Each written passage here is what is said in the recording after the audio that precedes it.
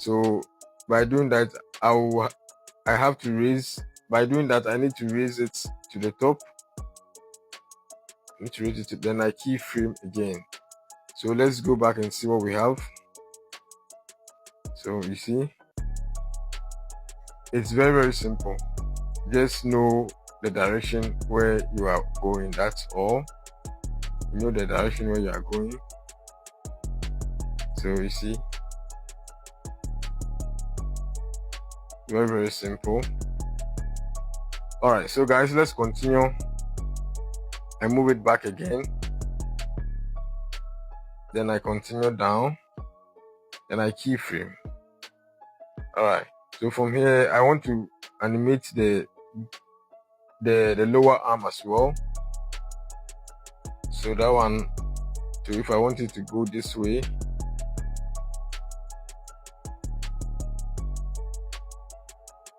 so as you can see, they are detached, and the reason why they are detached is very simple. It's because first of all I need to know where my center of rotations would be. So by doing that, I have to make all the sides different. When I'm done, I can now group them or put them under or put them in a different layer. So now, as we have this one, what we need to do is very, very simple. We put the lower arm in the small arm, then we are good to go. So that is it. Very, very simple. Okay guys, let's continue. So right now, what I want us to do is to separate this, our forks. Let's call it forks. So let's go to the edit option. So what I want to do here is very, very simple. Right click, then you select split. Look for split in your options here. Alright guys, so let's go to our top view. Select your rectangle selection, then you select one of your forks, and you come down to split. So you select the split. What the split does is very, very simple. It will copy, or it will give you a copy of your fork. Alright, so now I have a copy here, and without wasting much time, I want to move it to the original position.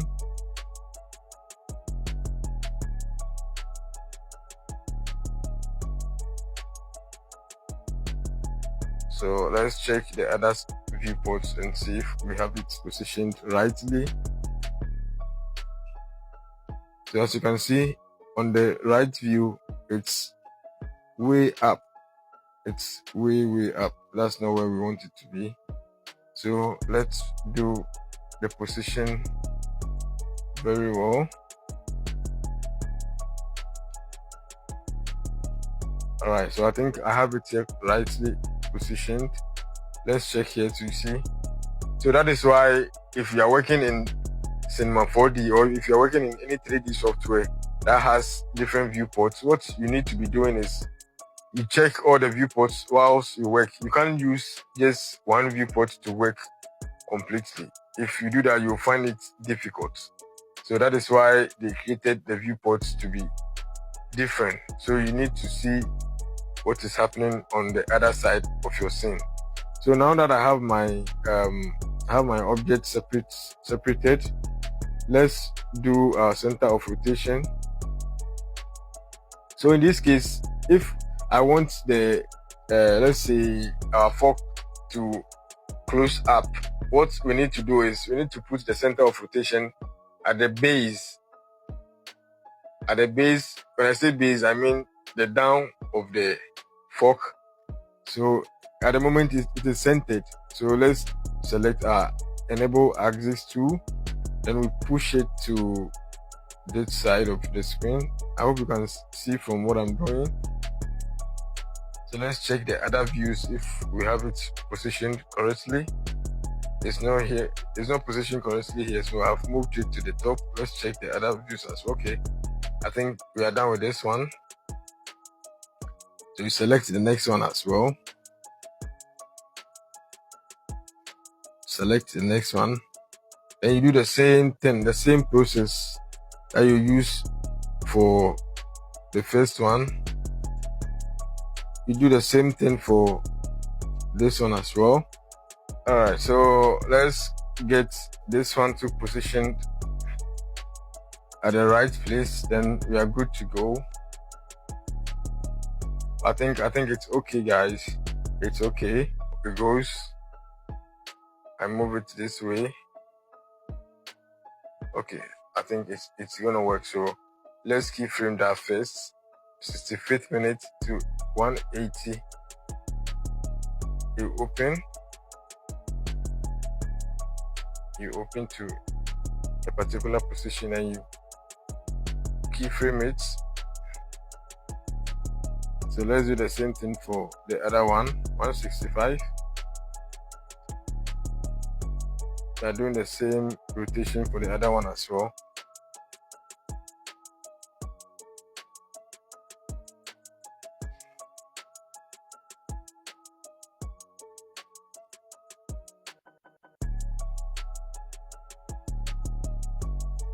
So 165, you keyframe, then you move to 180 on the timeline, then you move it backwards, then you keyframe. So let's give it 5 keyframes difference. Sorry, so we give it 5 keyframe difference for the other one. Do the same thing for this one too. So from there, we want to animate to close the scene. So on the 200 on the timeline 200, we close our animation and you keyframe. Do the same thing for this one. Close and you keyframe. Now let's go back and see what we have.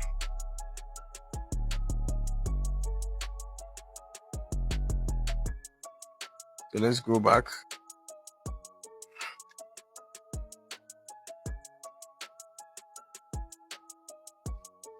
So let's play. So you see,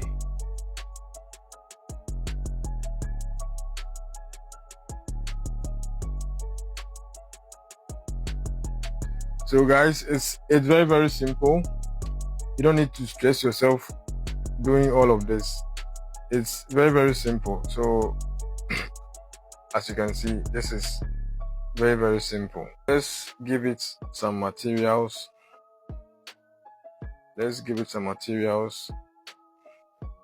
So I want to give this one black. Go.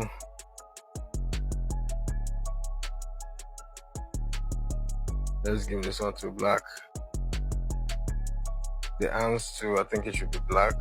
This one to black. Then what color should we give this one? This one to black will be better.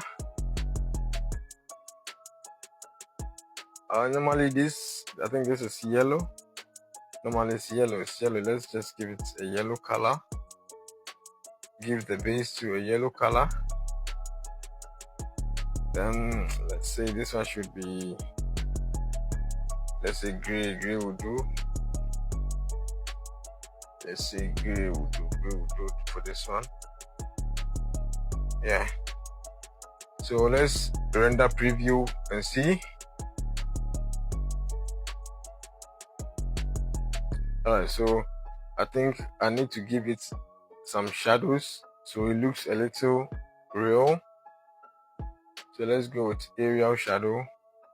Let's render preview. So guys, we are getting to the end of the video. This is a little more advanced way in doing animation in Cinema 4D. So I think this shadow is not helping us. So let's try and get something else.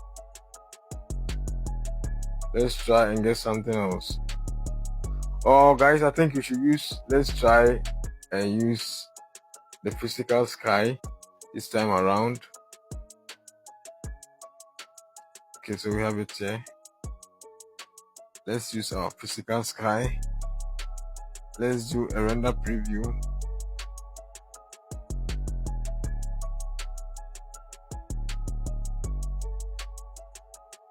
So guys, I think this is not that bad. It's not that bad. So let's play the animation and see if it's okay. Alright guys, I think this is okay. Okay guys. Alright, now I think it's time to render. It's time to render. So you go to your render settings, you choose your ambient occlusion, your global illumination, then you do your settings depending on the type of machine you are using. You do your settings. This time around I want to render all frames, so here you go. From the frame rate should be 90, so from 0 to 205. Let's get a right location for our animation. So let me call it robot arm.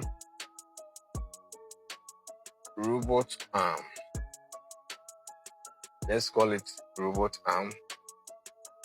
Okay, create my folder, give it robot arm, select. So this time around I want to select, or I want to render in JPEGs so I can have images as well. So very simple. Guys, I've started with the rendering. Let's see how many minutes it's going to take to get our video done.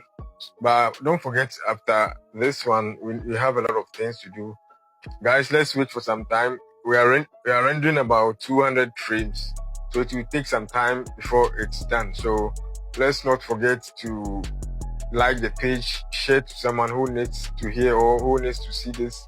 If you know someone who wants to learn as well, you can share to them so they follow the page, and you can always send us a DM and let us know what you want. This is Harry J Multimedia.